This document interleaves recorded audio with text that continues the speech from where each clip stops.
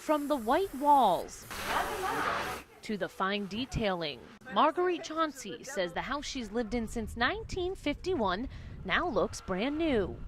What I see is unthinkable.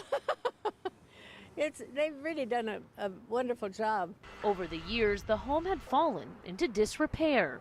You know how you put off doing things? I mean, you slow down and you can't do what you used to do. Vicki Fletcher with Clearwater Code Enforcement says she reluctantly had to cite the 93-year-old who had no means of fixing things herself. After our conversation, I told her, just don't worry about any of it. Let me see what I can do. I'll get back with you in a couple days.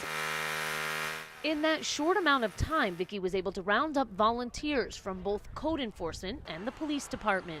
I thought they were just going to paint my house and that was it, but they raked leaves and cut branches and, I mean, everything that needed to be done. So what brought this group of volunteers out here in the first place? Well, it turns out some of them already knew Marguerite. Unfortunately, she was the victim of a home invasion a few years back, and these are the very officers that worked her case. Marguerite was scammed by a man who had offered to do some handiwork. Threw me down on the bathroom floor, busted my head. Sergeant Tim Downs not only helped make the arrest, but he and several others took it upon themselves to drive Marguerite to court hearings, making sure the suspect landed behind bars.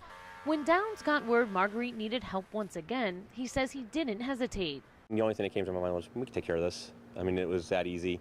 And so they worked. Everyone together, with Marguerite proudly looking on.